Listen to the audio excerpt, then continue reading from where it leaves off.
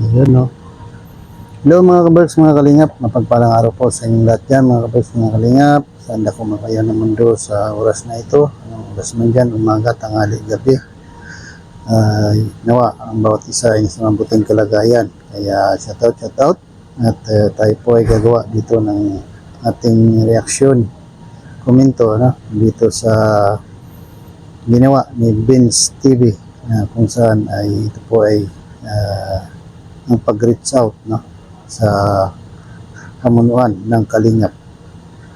Bago po ang lahat ay shout out muna sa ating founder ng Kalingap, Kuya Bal, Ate Edna at Kalingap Rab, maging sa kanyang may bahay na si Mrs. Jack Matubang. Shout out at shout out din po sa aking mga kasamahan sa Kalingap Strikers na pinapangunahan ni Ate Glo, Sir TVPH, Hayat Samuras Mix Vlog, Hasa 26 TV, si Silina Barbosa, Sis Jacqueline Dupusin, Irma Galo Mix Vlog, Maria Legaspi, Tita Lydia, at Leila Sina, maging kay Papa Rico, Federico Santos, at kay Pugi for Life.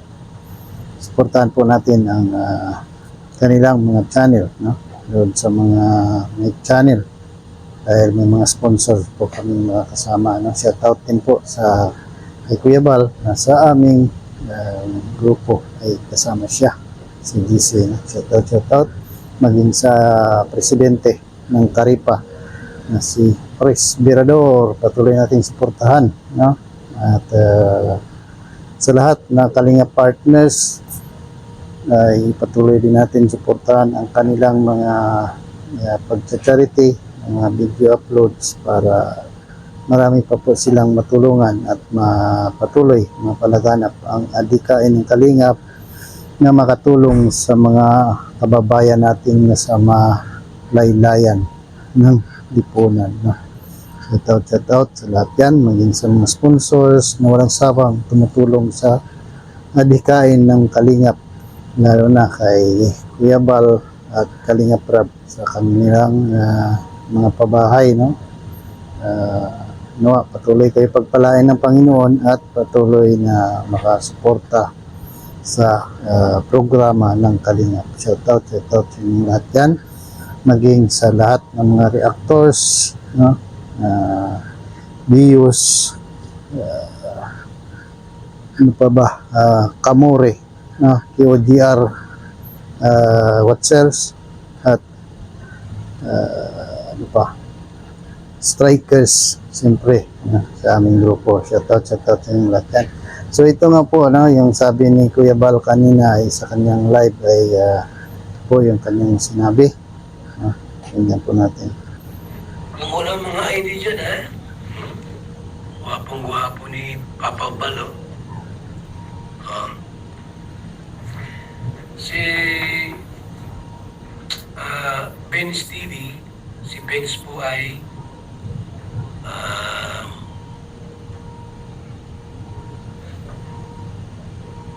ambasador natin. Siya po ay kumuha ng permit sa atin po. Nagkiki-ano sa atin. Actually, Kalingap naman talaga siya. Pero wala siyang mga IDs, walang permits, wala siyang tinatawag na mga papel na pinapakita. Kaya nang pumunta po yung DSWD sa kanyang compound, walang malapit na papakita ni katiting na papel. So ngayon, mayroon na po siyang papel na papakita po as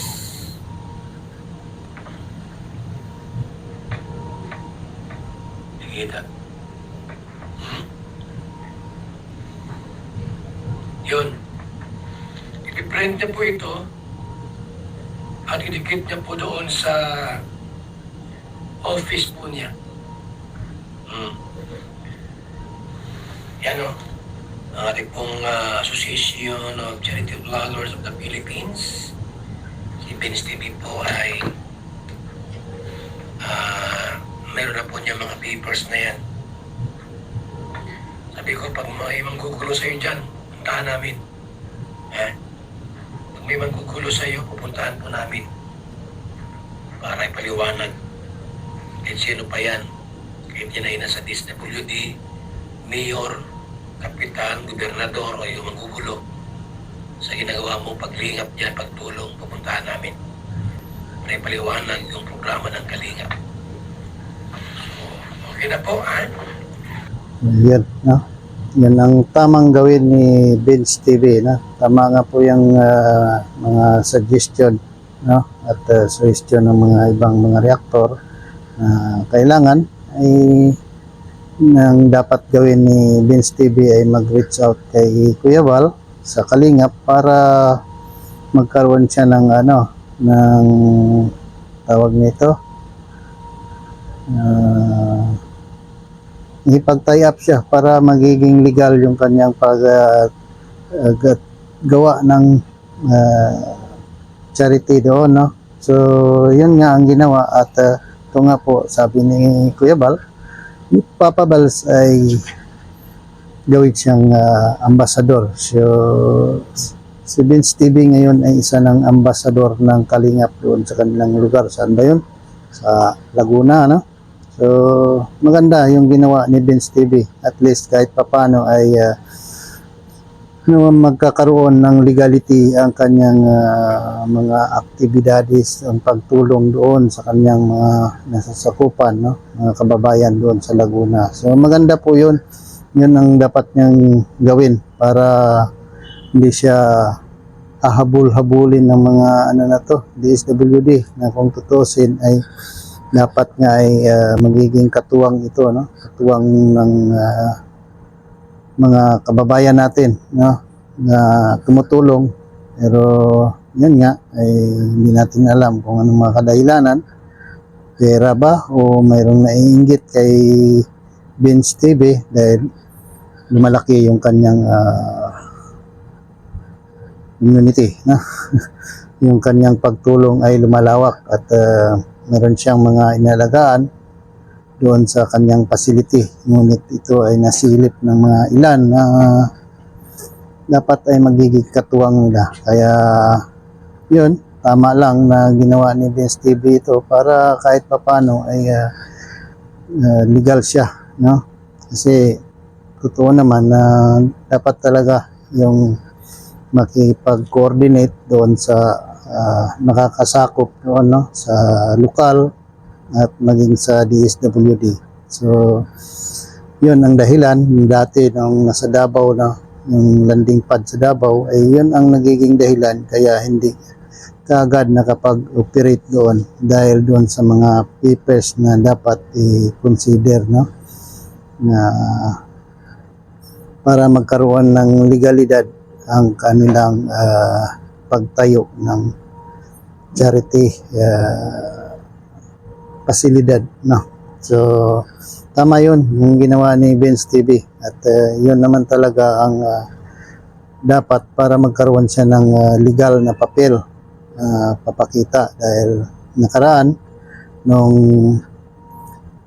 niread ito ng DSWD, ay wala siyang may papakita. Kaya lumalabas na illegal. Pero sa ngayon, yun ang ginawa niya na nakipag-coordinate kay Kuya Val para magkaroon siya ng legal na papel, no?